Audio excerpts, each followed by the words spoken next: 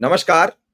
आप देख रहे हैं संतोष पाठक ऑफिशियल। मैं हूं आपके साथ शिव कुमार मिश्रा। हमारे साथ हैं संतोष पाठक जी। मैं संतोष पाठक जी का स्वागत करता हूं, अभिनंदन करता हूं और मेरी बात सुन लीजिए, उसके बाद पाठक जी के पास जाऊंगा। प्रधानमंत्री नरेंद्र मोदी की रगों में सिंदूर बहता था। कल हमारी सेना का एक जवान शहीद हो गया। प्रणाम करता हूं, उसको श्रद्धांजलि अर्पित करता हूं। आज सुबह 40 मिनट सीमा पर फायरिंग होती है, सिंदूर ठंडा पड़ जाता है। क्या अभी 4:36 पर यह प्रोग्राम हम रिकॉर्ड कर रहे हैं, 5 बजे प्रधानमंत्री लाइव आएंगे, क्या इस पर एक शब्द बोलेंगे? क्या जवाब देंगे? सीधा मैं पाठक जी के पास पहुंचूंगा। पाठक जी, स्वागत, अभिनंदन, नमस्कार। बहुत बहुत धन्यवाद। तमाम दर्शकों को नमस्कार। और शुरुआत एक बड़ी से, आप कहते हो कि ऑपरेशन सिंदूर जारी है।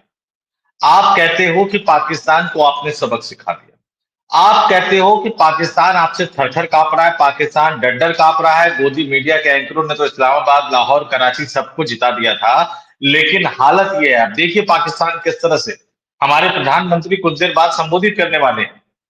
लेकिन हमारे देश की सीमा पर क्या हो रहा है, हमारे जवानों के साथ क्या हो रहा है। और आज हम क्रिकेट खेलेंगे 8 बजे शाम को, और 8 बजे शाम को जो हम दुबई की धरती पर क्रिकेट खेलेंगे, उस क्रिकेट को लेकर भी आपको बता दूं, उसकी भी खबर बता दूं कि पाकिस्तानी क्रिकेट बोर्ड किस तरह से नौटंकी कर रहा है। क्योंकि जो प्रेस कॉन्फ्रेंस करनी थी मैच से पहले, उस प्रेस कॉन्फ्रेंस को पाकिस्तानी क्रिकेट बोर्ड ने, पाकिस्तानी खिलाड़ियों ने रद्द कर दिया है।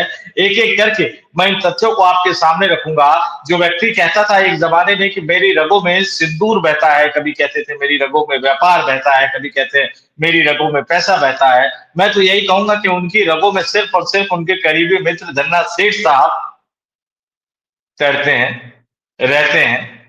क्यों? क्योंकि ये सवाल आज तक अनसुलझा सवाल है कि जब वो कहते थे कि भिक्षाटन करके वो अपना गुजर बसर करते थे, तब वो अमेरिका जैसे देश में कैसे घूम कर आ जाते थे। ये तमाम चीजें अनसुलझी है। पाकिस्तान के साथ जो क्रिकेट मैच आज शाम को 10 बजे होने वाला है, उससे पहले जरा बता दूं कि जम्मू कश्मीर के मोर्चे पर सीज फायर का, यानी संघर्ष विराम का उल्लंघन करके एलओसी पर पाकिस्तान की सेना ने 40 मिनट तक भीषण गोलीबारी। भारत की बहादुर सेना ने जवाब दिया हो, निश्चित तौर पर भारत की बहादुर सेना ने जवाब दिया, करारा जवाब दिया, पलटवार किया, पाकिस्तान को उनकी औकात याद दिला दी, पाकिस्तानी सेना की चौकियों को नष्ट कर दिया। लेकिन दिल्ली में बैठी हुई हमारी सरकार क्या कर रहे हैं, और दिल्ली में बैठे हुए हमारे देश के केंद्रीय गृह मंत्री के बेटे जैसा क्या कर रहे हैं, जो आईसीसी के चेयरपर्सन है। तो एक तरफ सऊदी अरब के साथ समझौता करने के बाद अब भारत को मुंह चिढ़ाने के लिए संघर्ष विराम का उल्लंघन करते हैं, सीज फायर का उल्लंघन करते हैं, जम्मू कश्मीर एलओसी पर लगातार 40 मिनट तक भीषण गोलीबारी करते हैं, और दूसरी तरफ आतंकवादियों को भारत में भेजना वो जारी रखते हैं। जम्मू कश्मीर के उधमपुर में जैश के आतंकियों के साथ भारत कई बहादुर सशस्त्र बलों का एक बड़ा एनकाउंटर हुआ। घेरेबंदी की हमारे जवानों ने, और सुरक्षा बलों और आतंकियों के बीच जो मुठभेड़ हो रही थी, उस गोलीबारी में हमारा एक जवान घायल हो गया, जिनको बचाया नहीं जा सका। उन जवान को हमारी तरफ से विनम्र श्रद्धांजलि। आप इस देश की राजनीति के शिकार हुए हैं, आप इस देश के प्रधानमंत्री की कमजोरी के शिकार हुए हैं, उसके लिए हम आपसे तहे दिल से माफी मांगते हैं। लेकिन सिर्फ सत्ता पक्ष ही नहीं, बल्कि विपक्ष में घूम घूम कर लोकतंत्र की बात करने वाले राहुल गांधी भी इसके लिए उतने जिम्मेदार है, क्योंकि ये विपक्ष की नैतिक जिम्मेदारी बनती है। जो सरकार देश के हितों का ध्यान नहीं रख सकती, उस सरकार को गिरा दे, उस सरकार को हरा कर बाहर कर दे। राहुल गांधी गिराने की हैसियत में है, लेकिन वो चंद्रबाबू नायडू और नीतीश कुमार से बात नहीं करना चाहते। इसलिए नरेंद्र मोदी जितने जिम्मेदार है, उतने ही जिम्मेदार राहुल गांधी है। और उसके बाद क्रिकेट मैच की बात कर लेते हैं। दो चीजें मैंने आपको बता दी, उसके बाद क्रिकेट मैच की बात कर लीजिए। आज दूसरा मैच है। पिछले मैच में क्या नौटंकी हमने अपने कप्तान साहब से करवाई थी, वो सबने देखी। नाखून कटाकर शहीद बनने वाली बात कि मैच खेलेंगे जी, लेकिन हाथ नहीं मिलाएंगे, टॉस उछालेंगे लेकिन हाथ नहीं मिलाएंगे, उनको बॉलिंग करेंगे लेकिन हाथ नहीं मिलाएंगे, उनकी बॉलिंग पर बैटिंग करेंगे लेकिन हाथ नहीं मिलाएंगे, उनके बैट्समैन जिन बॉलों को मारेंगे उस बॉलों को फील्डिंग करते हुए बॉल्स को हम पकड़ेंगे लेकिन हाथ नहीं मिलाएंगे। तो ये भारतीय जनता पार्टी की जो अपनी नौटंकी है उन्होंने क्रिकेट में भी एक तरह से घुसा के रख दी है। लेकिन पाकिस्तानी क्रिकेट बोर्ड लगातार नौटंकी कर रहा है। पिछले मैच में क्या किया था वो भी देखा, और अब जो प्रेस कॉन्फ्रेंस करनी थी वो प्रेस कॉन्फ्रेंस का बहिष्कार करके वो कहीं ना कहीं एशिया क्रिकेट काउंसिल और कहीं ना कहीं आईसीसी, कहीं ना कहीं जैसा और जैसा के बहाने हमारे देश के तथाकथित लौह पुरुष गृह मंत्री अमित शाह और उनके बहाने नरेंद्र मोदी को आईना दिखाते हुए नजर आ रहे हैं। अब इस देश की जनता को यह तय करना है कि अपने बहादुर शहीद हुए जवान को श्रद्धांजलि देते हुए क्या वो आज का भारत पाकिस्तान का क्रिकेट मैच देखेगी या नहीं देखेगी। प्रधानमंत्री नरेंद्र मोदी के संबोधन पर भी सबकी नजर रहेगी। हम बहुत छोटा सा वीडियो इसको करेंगे, करीब 12-13 मिनट का, ताकि ये जल्दी अपलोड हो सके, प्रधानमंत्री के संबोधन से पहले अपलोड हो सके। लेकिन ये जो डबल स्टैंडर्ड है देश के प्रधानमंत्री नरेंद्र मोदी साहब का, ये जो डबल स्टैंडर्ड है मोदी सरकार का, ये जो डबल आंतरिक रक्षा नीति और बाहरी सुरक्षा नीति को मजाक का विषय बना दिया। क्या चाहती है ये सरकार, क्या हासिल करना चाहती है सरकार, क्या करना चाहती है सरकार, और क्या देश के लोगों को, नौजवानों को हमारी सरकार ने परमानेंटली बेवकूफ समझ रखा है कि जो वो पहाड़ा पढ़ाएंगे हम वही पढ़ते हुए नजर आएंगे।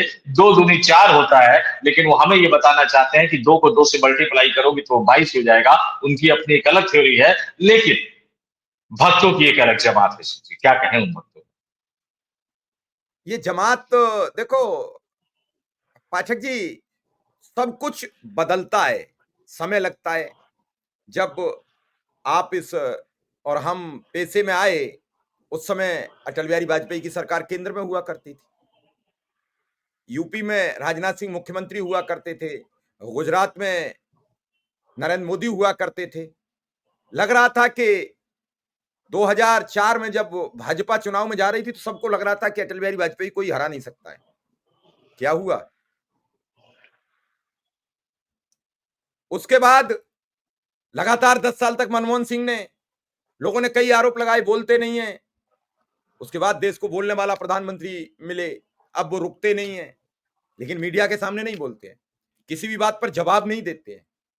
अब जनता सवाल करने का मन बना रही है, और मन बना रही है तो फिर चैनल के मालिक, बीजेपी के प्रवक्ता, चुनाव आयोग, ईडी, सीबीआई, सहयोगी दल, क्योंकि उन्हीं की 20 राज्यों में सरकार है, उन्हीं की केंद्र में सरकार है, जवाब किसको देना है?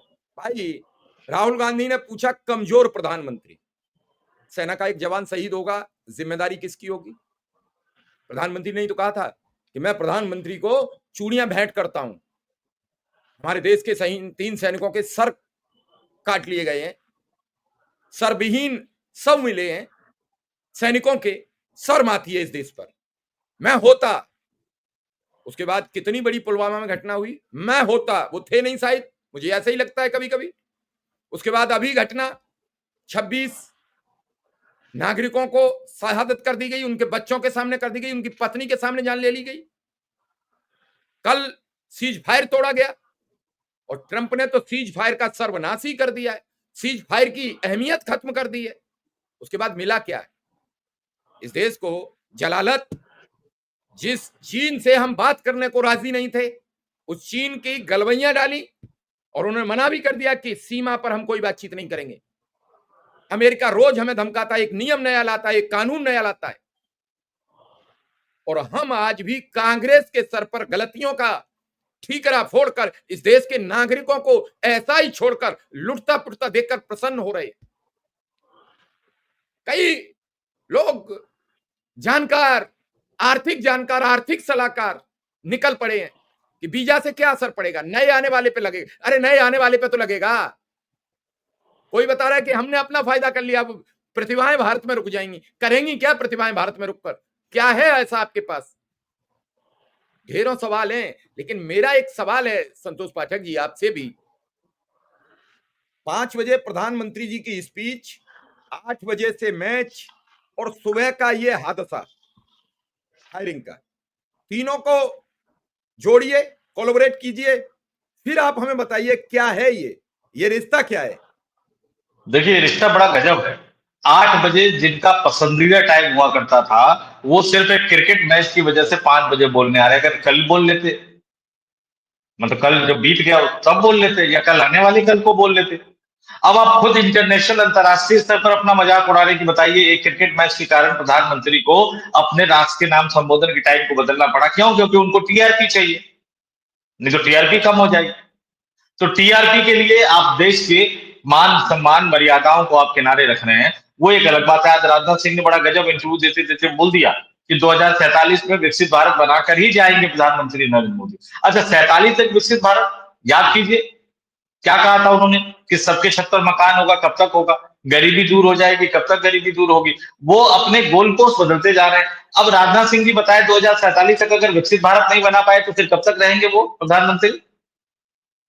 77 भी बोल ही देते उसमें, क्या जा साहब रहा ये है? तो क्यों? एक मिनट, क्यों? मैं मुझे 30 हाँ, सेकंड, बड़ी महत्वपूर्ण बात याद आ गई। उन्होंने प्रधानमंत्री घोषित किया तब उन्होंने कहा था कि नरेंद्र मोदी को चुन लीजिए और ये भाजपा के उम्मीदवार हैं। अब उन्होंने फिर 11वें वर्ष में 12वें में जाके ये ऐलान कर दिया, 47 में फिर ऐलान कर देंगे कि अब और 20 वर्ष रहेंगे, तो क्या आप उन्हें रोक लेंगे? नहीं, उसी पे आ रहा हूँ, उसी पे आ रहा हूँ। गनीमत है उन्होंने 77 वाला शब्द इस्तेमाल नहीं किया। वो कह सकते थे कि 77 तक प्रधानमंत्री रहेंगे, वो कह सकते थे, आगे भी कह सकते थे। अब विडंबना देखिए कि जिस राजनाथ सिंह को 2024 के लोकसभा चुनाव के बाद तमाम कैबिनेट कमेटियों से बाहर निकाल दिया गया था, बाद में वो थोड़ा मान मनोबल फोन फान हुआ तो वापस आ गए। विडंबना देखिए कि जिस राजनाथ सिंह का 2029 में अपना लोकसभा टिकट जो है वो तय नहीं है, वो प्रधानमंत्री बनाते हुए घूम रहे हैं और उसके बाद एक कुटिल सी हंसी भी हंस देते हैं। अब वो हंसी नरेंद्र मोदी के लिए है, या वो हंसी योगी आदित्यनाथ के लिए है, या प्रधानमंत्री के अन्य दावेदारों के लिए है, वो तो आने वाला समय ही बताएगा। लेकिन भारतीय जनता पार्टी के अंदर जो खींचतान मची हुई है, Gujarati lobby versus RSS lobby के अंदर जो खींचतान मची हुई है, पाकिस्तान के मोर्चे पर जिस तरह से भारत के लिए दिक्कतें खड़ी होती जा रही है, उस बीच में भारत के प्रधानमंत्री नरेंद्र मोदी का राष्ट्र के नाम संबोधन मैं जानता हूं कि जो हम सुनना चाहते हैं शिव जी, जो आप सुनना चाहते हैं, जो इस देश की जनता सुनना चाहती है, वो तो प्रधानमंत्री नरेंद्र मोदी कतई नहीं बोलेंगे। लेकिन देखते हैं कि क्या बोलते हैं प्रधानमंत्री साहब, क्या रखते हैं प्रधानमंत्री साहब। लेकिन सीधे सीधे उनसे सवाल होगा कि भैया सीमा पर जवान शहीद हो रहे हैं, आतंकवादी घटनाएं बढ़ रही है, पाकिस्तान संघर्ष विराम का उल्लंघन कर रहा है और आप पाकिस्तान के साथ क्रिकेट खेल रहे हैं। क्रिकेट बड़ा है कि देश है, ये आप ही बता दीजिए, इस देश की जनता को बता दीजिए। उनको कह दीजिए कि भैया आप सीमा उमा मत देखा करो, सुरक्षा उरक्षा मत देखा करो, क्रिकेट खेलो, मस्त रहो। और जब क्रिकेट का जिक्र आता है तो सट्टेबाजी का जिक्र आता है, जब क्रिकेट का जिक्र आता है तो ब्लैक मनी का भी जिक्र आता है। और कोई माने या ना माने, ये सब जानते हैं कि भारत पाकिस्तान के क्रिकेट मैच का मतलब है करोड़ों अरबों रुपए का सट्टा बाजार गर्म। तो देखते हैं क्या कुछ निकलता है और इस देश की जनता उस पर क्या रिएक्ट करती है, कैसे रिएक्ट करती है। मैं देश की जनता से ये भी कहूंगा, हमारे यूट्यूब पे आके रिएक्ट करते नहीं करते, प्रधानमंत्री अपने सोशल मीडिया पर लाइव करेंगे 5 बजे, उन्हीं पर कमेंट करके पूछ लेना भैया, अगर हिम्मत हो उनसे सवाल पूछने की। हम तो कुर्बानी देने के लिए निकल पड़े हैं, हमारे साथ तो खड़े होते नहीं हो, साथ देते नहीं हो। हिम्मत है तो उनसे पूछ के देख लो, और नहीं तो हम जैसे कुछ कुर्बानी देने वाले या ये रिस्क लेकर जनता के हितों की बात करने वाले, आपके हितों की बात करने वाले लोगों को साथ दो, सहयोग दो, समर्थन दो, हर तरीके से। वीडियो छोटा रखते हैं क्योंकि प्रधानमंत्री साहब के बोलने का समय बिल्कुल नजदीक बिल्कुल आता जा रहा बिल्कुल है। बिल्कुल। आपका भी और दर्शकों का बहुत बहुत आभार, धन्यवाद।